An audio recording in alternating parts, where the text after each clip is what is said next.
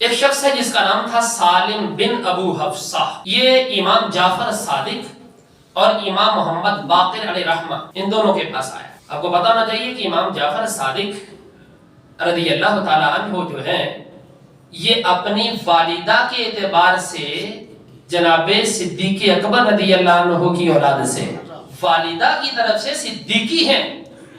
ان کی والدہ کا نام ہے فروا. وہ فروا بیٹی ہیں جناب قاسم کی اور قاسم بیٹے ہیں محمد کے اور محمد بیٹا ہے ابو بکر صدیق رضی اللہ عنہ کا. یہ والدہ کے اعتبار سے صدیقی ہے اور والد کے اعتبار سے یہ علوی اور فاطمی ہے.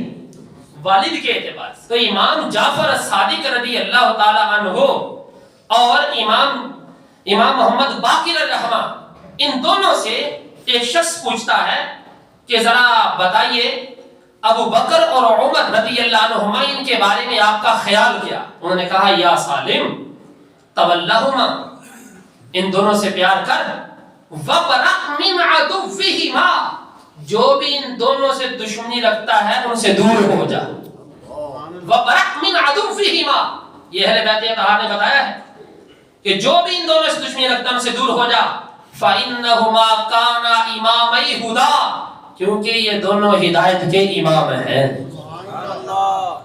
اور پھر امام جعفر صادق پتہ کہنے لگے سالم سے او سالم کا سن لا بھائی ابو بکر جدی ابو بکر میرے پرنانا ہے. ابو بکر میرے پرنانا ہے. آیا سب الرجل جدہ کیا کوئی عقل مند آدمی اپنے نانا کو گالی دے سکتا ہے برا بھلا کہہ سکتا ہے؟ اور پھر سالم خود کہتے ہیں امام جعفر صادق کا جس وقت وقت وصال آیا تو آپ نے مجھے سنانے کے لیے رب کی بارگاہ میں ایک دعا کی اللہم انی اتولا واحب ابا بکر و عمر.